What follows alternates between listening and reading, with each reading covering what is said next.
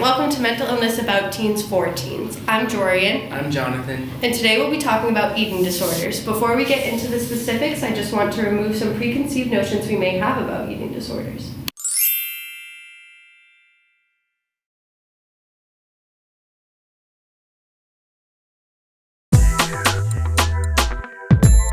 That only girls get eating disorders. While eating disorders are more prevalent in girls, eating disorders are not biologically more likely to happen in any gender. Anybody can be diagnosed with an eating disorder. Eating disorders only occur during adolescence and will grow out of it. While concern about body image is a primary focus during adolescence, eating disorders can occur through all stages of life. It is not solely a concern for teens. Specialists have tracked how people adapt to aging by the constant reassessment of body image. People with an eating disorder during adolescence, it will impact them throughout the rest of their life because it'll impact their willingness to get treatment, engage with others, and their sense of optimism. Lastly, thinness is universally good. It means we are responsible and successful. While this is obviously not true, this ideology leads to the belief that being overweight makes you a bad person, lazy, and greedy. It leads to blaming people for their size and having contempt for people of size.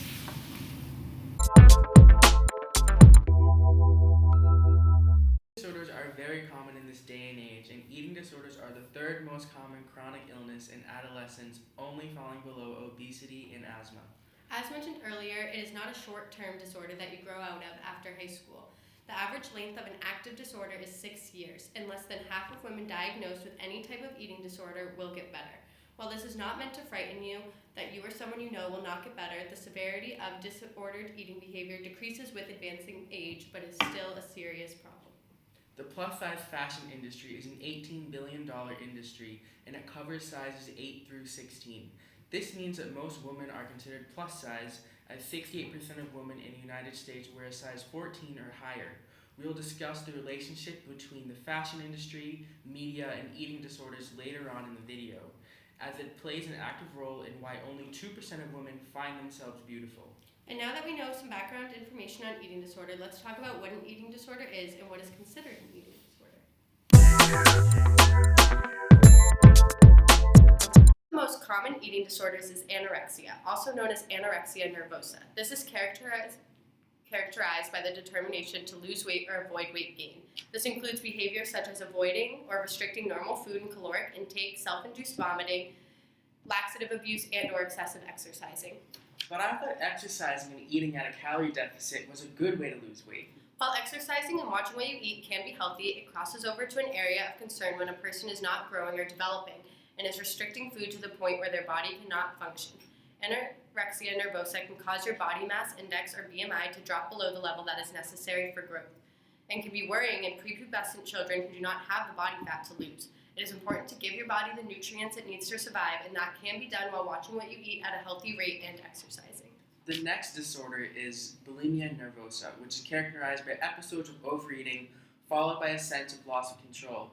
This is accompanied by attempts to avoid weight gain by self-induced vomiting, laxative or diuretic abuse, and excessive exercise. I thought bulimia just meant that people make themselves throw up after they eat. How is it different from anorexia then? While self-induced vomiting is the most common method to avoid weight gain for people with bulimia, the same effect can be achieved with laxative or diuretics.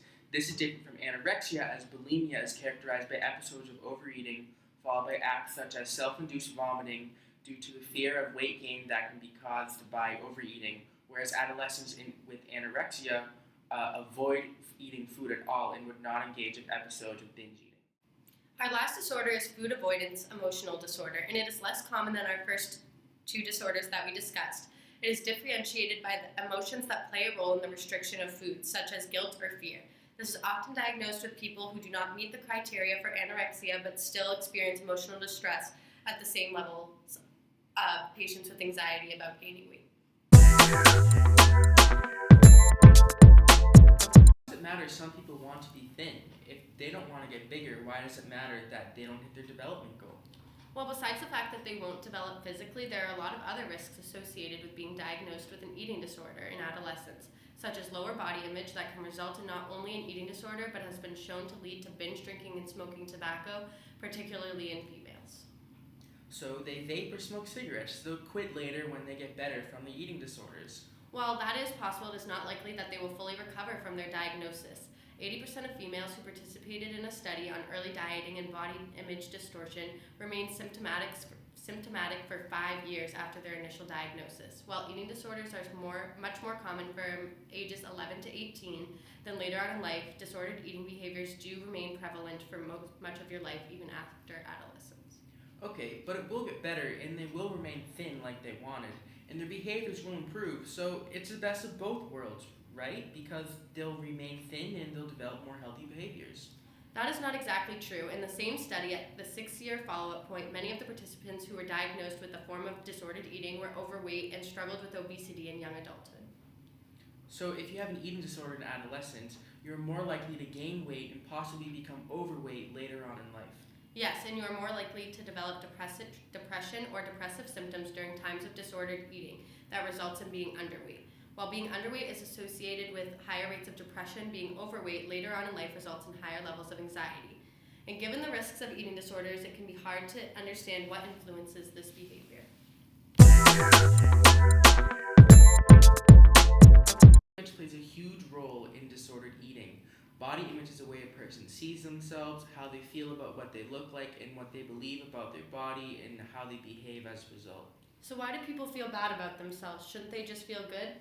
Nobody is born with a body image, but it's shaped by the things around us, including our family, friends, and media. Media has played a large role in the transformation of body image concepts with social media and digital cameras and software programs like Photoshop. Well, why is it Photoshop's fault that people don't feel good about themselves? It's not the software's fault. It allows users to manipulate photos which make them seem real, and this can blur the line between what a person actually looks like and what they feel they should look like. This sets the standard for the ideal body. So it's the magazine's fault? While commercials and magazines do play a large role, as teens are shown images of people who are carefully edited and created by cosmetic experts, Photoshop experts, and fashion consultants, body image based on celebrity becomes key to how teens feel about each other, themselves, because media becomes a primary influence on the culture of beauty. While fashion changes through fads and trends, the perception that thin is beautiful persists. Teens especially are susceptible to social pressures to look like celebrities or to look like the people that they look up to. Well, why is it bad to want to look like a celebrity if they're beautiful? Well, body image can lead to bad habits such as self-loathing, cosmetic surgery, over-exercising, eating disorders, or even suicide. This is why it's important to accept yourself and your body, as people with positive body image generally have a higher level of health, both physically and mentally. So how can I have a positive body image? Set health-related goals rather than weight-related goals. Be aware of what you look like online and on social media. Focus on your strengths. Don't compare yourself to others, and try to avoid negative self-talk. If I'm concerned about my friend or myself, what should I look for? Some of the things that you can look for is if they're always talking about being perfect, have perfectionist tendencies, take a lot of notice of the standard of beauty or their body image, if they're picked on about their appearance, criticize their own body a lot, don't want to be social or do things they enjoy because of the way they look, are obsessive about losing weight and or calorie intake, feels guilty about eating or after eating, notices small changes in their weight or appearance, excuses for missing meals and avoiding shared meal times.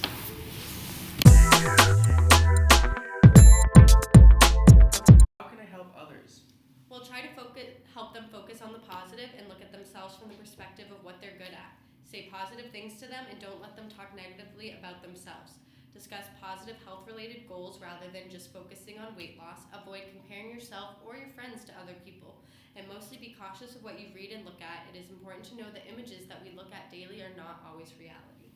What if it's more serious and I don't know what to do? Talk to someone you trust, a teacher or a parent, or even try to discuss with your friend your concerns and how it might be helpful to talk to a professional, as 70% of people who receive therapy will recover, and the earlier treatment is started, the better.